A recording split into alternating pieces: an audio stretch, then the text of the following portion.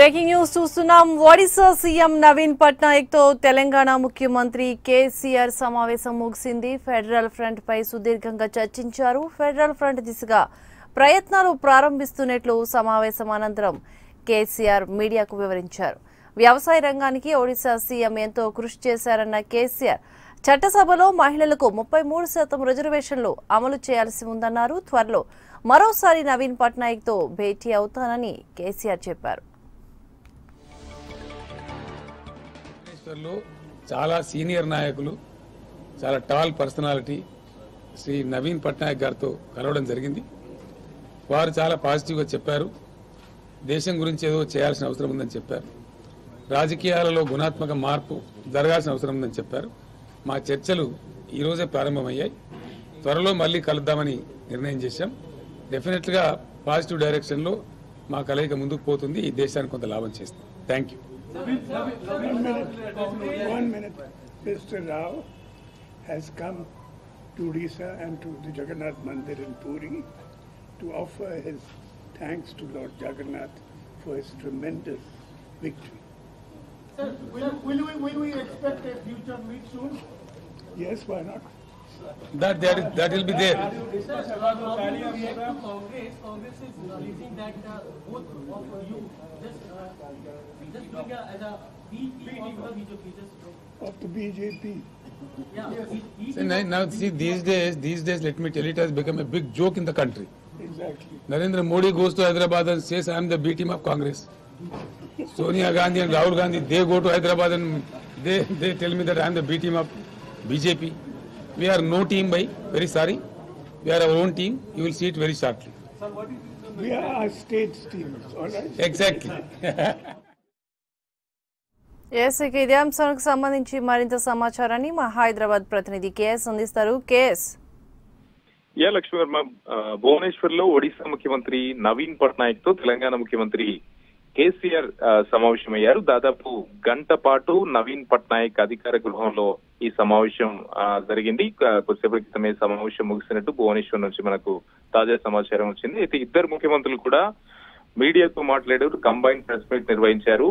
ఈ యొక్క press meet లో ఒడిశా ముఖ్యమంత్రి అదేవిధంగా తెలంగాణ ముఖ్యమంత్రి ఇద్దరు కూడా కేసీఆర్ నాయకత్వంలో వస్తున్నటువంటి ఫెడరల్ ఫ్రంట్ బలోపేతం చేసేందుకు కృషి చేస్తామని చెప్పారు. అంటే దాదాపు గంట పాటు కేసీఆర్ నవీన్ పట్నాయక్ తో అసలు ఫెడరల్ ఫ్రంట్ ఎందుకు పెట్టాలనుకుంటున్నాము, దేశంలో గుణాత్మకమైనటువంటి మార్పు ఎందుకు రావాలి, ఆ మార్పు ఎలా ఉండాలి, బీజేపీ కాంగ్రెస్ ఏతర ఈ రెండు జాతీయేతర పార్టీల ప్రత్యామ్నాయంగా మూడవ కూటమి ఎందుకు అవసరం, మూడవ కూటమి వల్ల రాష్ట్రాలు ఏ విధంగా అభివృద్ధి చెందుతాయి, రాష్ట్రాలకు ఆదాయం ఏ విధంగా సమకూరుస్తోంది, రాష్ట్రాలు ముఖ్యంగా ప్రభుత్వాలు స్థానికంగా ఉన్నటువంటి ప్రభుత్వాలు అంశాల సాధన మీద కేంద్రం దగ్గర నుంచి ఏ విధంగా తెచ్చుకోవచ్చు, ఇటువంటి అన్ని అంశాల మీద కూడా పట్నాయక్ తో కేసీఆర్ చర్చించారు. దీని అన్నిటి మీద కూడా పట్నాయక్ సానుకూలంగా స్పందించినట్టు ప్రస్తుతం మనకు సమాచారం వస్తోంది. అయితే నవీన్ పట్నాయక్ చెప్పారు, ఖచ్చితంగా ఇద్దరు ముఖ్యమంత్రులను కలిసి వచ్చేటువంటి ఎన్నికల లోపు ఫెడరల్ ఫ్రంట్ బలోపేతం చేసేందుకు కృషి చేస్తాము. ఫెడరల్ ఫ్రంట్ కి పూర్తి స్థాయిలో మద్దతు ఇస్తున్నాను. ఇటు బీజేపీ కాంగ్రెస్ ఈ రెండు పార్టీల అనుకూలంగా ప్రత్యామ్నాయ కూటమి ఖచ్చితంగా ఫెడరల్ ఫ్రంట్ అనేది దేశానికి అవసరం, తన మద్దతు ఇస్తున్నట్టుగా కూడా నవీన్ పట్నాయక్ ప్రకటించారు. ఇక కేసీఆర్ అన్నారు, ఈ భేటీ అనేది ఒక సామరస్యంగా జరిగింది. తాము చెప్పినటువంటి డిమాండ్ల పైన తాము చెప్పినటువంటి ఈ అసలు ఫెడరల్ ఫ్రంట్ ఎందుకు అనే దాని మీద నవీన్ పట్నాయక్ సానుకూలంగా స్పందించారు. అంటే బిజు జనతాదళ్ నుంచి పూర్తి స్థాయి మద్దతు వచ్చింది కాబట్టి దేశంలో ఫెడరల్ ఫ్రంట్ ని బలోపేతం చేసేందుకు ఇంకా చాలా రాష్ట్రాలు తిరగాల్సి ఉంది.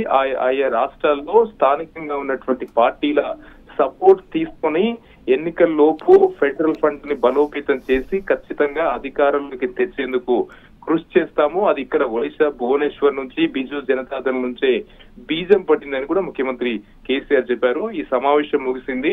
ఇక అక్కడే నవీన్ పట్నాయక్ ఆయన అధికారిక గృహంలోనే ఇవాళ కేసీఆర్ బస చేయబోతున్నారు. రేపు మధ్యాహ్నం వరకు కూడా భువనేశ్వర్ లోనే ఉంటారు. లక్ష్మీ వర్మ.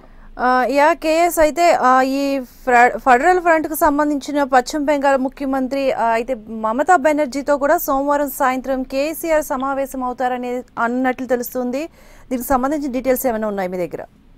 అవును లక్ష్మీ వర్మ, రేపు ఉదయం ఒడిశాలోని 2 పుణ్యక్షేత్రాలను కేసీఆర్ దర్శించుకుంటారు. అనంతరం అక్కడి నుంచి ప్రత్యేక విమానం ద్వారా రేపు సాయంత్రం 4 గంటల లోపు ఆయన కలకత్తా చేరుకుంటారు. కలకత్తా చేరుకున్న అనంతరం మమతా బెనర్జీతో మరొకసారి కూడా కేసీఆర్ భేటీ కాబోతున్నారు. ఇప్పటికే 5 నెలల క్రితం ఫెడరల్ ఫ్రంట్ నిర్మాణానికి సంబంధించి అన్ని రాష్ట్రాలు తిరిగేటువంటి ప్రయత్నంలో మొదటగా మమతా బెనర్జీని కేసీఆర్ ఇప్పటికే కలిశారు. ఇది 2వసారి భేటీ జరగబోతుంది. 3వ కూటమికి సంబంధించి ఆల్రెడీ మమతా బెనర్జీకి పూర్తిగా వివరించారు. అయితే ఈ మధ్య కాలంలో బీజేపీ ఏతర కూటమిలో మమతా బెనర్జీ కీలకమైనటువంటి పాత్ర పోషిస్తున్నారు. ఇటు కాంగ్రెస్ పార్టీ రాహుల్ గాంధీ, ఏపీలో ఉన్నటువంటి టీడీపీ నుంచి చంద్రబాబు నాయుడు సారథ్యం, అదేవిధంగా కొన్ని కలిసి వచ్చేటువంటి అన్ని పార్టీలతో చంద్రబాబు నాయుడు నాయకత్వంలో ఫ్రంట్ కూడా ఏర్పడుతున్న సంగతి తెలిసిందే. అందులో మమతా బెనర్జీ కూడా కీలక పాత్ర పోషిస్తున్నారు. అయితే తాను అనుకున్నటువంటి లక్ష్యాలు ఏంటి, కాంగ్రెస్ పార్టీ కూడా అధికారంలోకి రాకుండా ఫెడరల్ ఫ్రంట్ పూర్తి స్థాయిలో అధికారంలోకి వస్తే రాష్ట్రాలకు జరిగేటువంటి న్యాయం ఏంటి, ఇటువంటి అన్ని అంశాలను మమతా బెనర్జీతో మరొకసారి కేసీఆర్ వివరించబోతున్నారు. అయితే దీని మీదనే మమతా బెనర్జీ ఏ విధంగా స్పందిస్తుందని చూడాలి. ఆల్రెడీ కాంగ్రెస్ కూటమిలో మమతా బెనర్జీ కీ రోల్ లో ఉన్నారు. ఇటువంటి సిచ్యువేషన్ లో కేసీఆర్ అనుకున్నటువంటి లక్ష్యాల మీద ఆమె ఏ విధంగా స్పందిస్తారనేది మాత్రం చూడాలి. రేపు సాయంత్రం 4 గంటలకు ఈ భేటీ జరగబోతోంది Lakshmi Varma. Right, thank you KS.